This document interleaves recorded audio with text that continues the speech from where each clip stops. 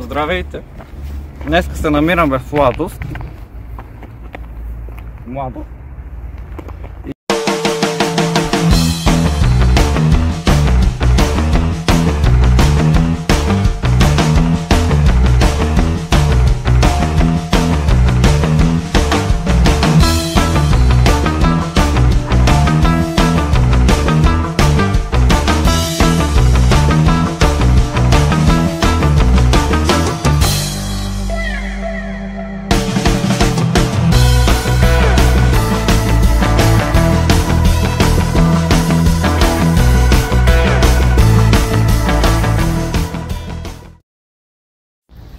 Тук трябваше да изглежда така, но заради това изглежда така. А тук трябваше да изглежда така, но заради това сега изглежда така. Тук, там, тук, някъде си.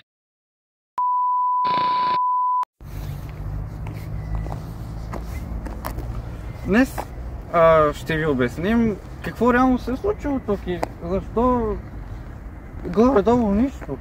Абсолютно поле. И днес съм с моя приятел Гошо, който канала му ще е горе, къде се хвата, тук или тук, някъде. Ще го видите, така че ходете, абонирайте за него и нека ви обясним защо в Младост вече няма трамвай, както е трябвало да има, но няма. През 80-те години на миналия век в София вече е започнало да се проектира нова трамвайна линия, която да е с ново междурелсие от 1435 мм, която всъщност междурелсието да е същото като това на БДЖ.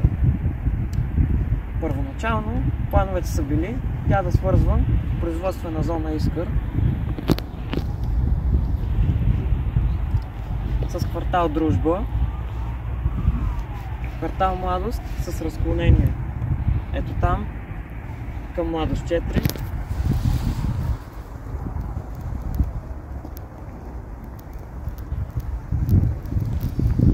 и линията да продължава по обособено трасе през Мусагеница, Дървеница и чрез тунел от Борисовата градина да достигне до централна градска част.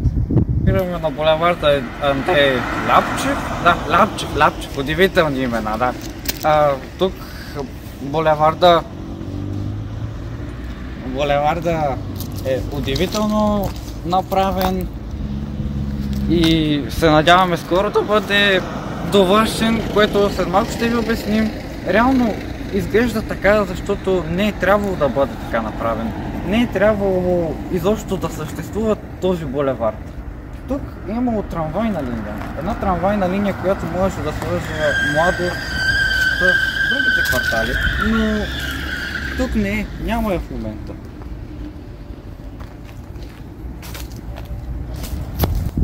В момента се намираме в непосредствена близост до булевард Андрей Ляпчев,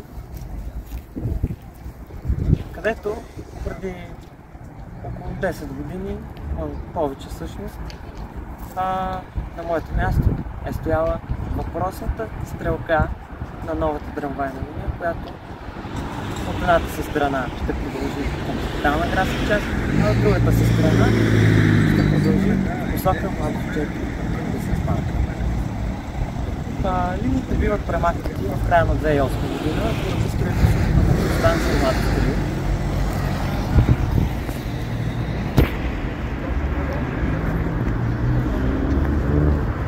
Но след това така и не биват възстановени. И булевард Андрей Ляпчев така и все още не остава свързан с булевард Копенхаген. На ваше дясно може да видите как линията прави пътя до булеварда Дей Сахарес, където трябва да продължава към Борисовата градина, където вече казахме, и мястото реално е точно колкото за трамвайна линия, 10 метра и някакво там число, което съжалявам само, че не мога да помня, и натам трябва да продължава, където в момента е станция Мусагеница и метрото реално се вдига над земята. Така че идеята замени трамвай с влак над земята не е най-хубавата идея, но не го избираме ние.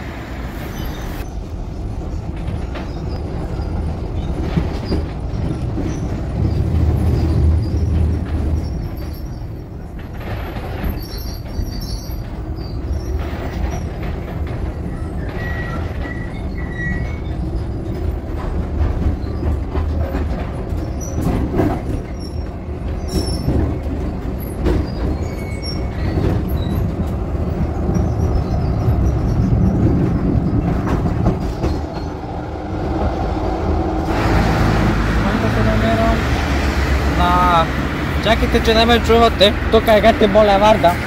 Намирам се на мястото, където в момента сегашното трасе на трамвай 23 свършва. Но това трасе изобщо не е свършвало тук. Не е трябвало тук да има стрелки, както виждате там. Не е трябвало изобщо да свършва, не е трябвало да бъде нещо тук. Трябвало е линията да продължава напред към Младост, както вече бяхме, но линията се премахва заради заместване от метрото и абсолютно това... това слънце, мале!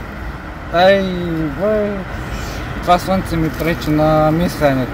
И така, като говоря, линията се премахва, макар остава само това място, на което аз седя в момента. Като горе-долу друго не остава от нея. Махат се стълбове, всичко се маха и се оставя да бъде довършена. Нещо, което не знам как ще стане. Надяваме се да е скоро. Линията всъщност, това е една от най-новите трамвайни линии, която София получава, като се отваря някъде 2010-та и преди винаги не стояла тук, но е била изоставена. Линията просто е била затворена, не се е използвала и към 2010-та премахват линиите към Младост и се поставя тази временна тръка, която се използва за въртене на трамваите и така стигаме до днес. След окончателното премахване на релсата към Младост на линия 23 се слага през 2010-та стрелка, която да обслужва в момента трасето, но както видяхме има следи, показващи, че тогава някога все пак наистина е имало такова нещо, снимките го доказват и все още е възможно да има.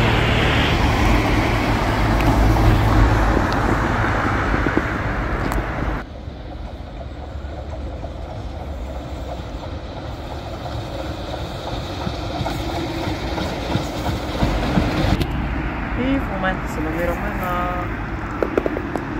Баратяло, което е щяло, ще ли да се въртат трамваите тук в Младост 4, по улица Самара. Ето даже в момента парка, в който се намираме, има прекрасно изградено кръгче.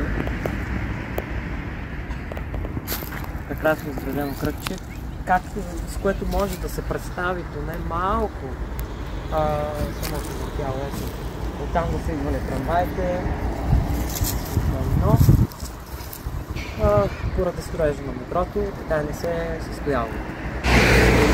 В момента се намираме тук, където метрото излиза над земното ниво на станция Младост 1. Както може да видите, метрото продължава, но то следва старата трамвайна линия, която е трябвало да се движи от тук и да се свързва с трамвайната от Арсен Дървеница, което вече съм направил видео за него и ако имате интернет да видите какво реално се случва, може да го видите ето тук горе или тук горе, не знам къде, защото си нямаме да представя къде се пада. Благодаря ви, че гледахте и чао! Така че хора, благодаря ви, че останахте до края на видеото и от мен с Гошо, довиждане!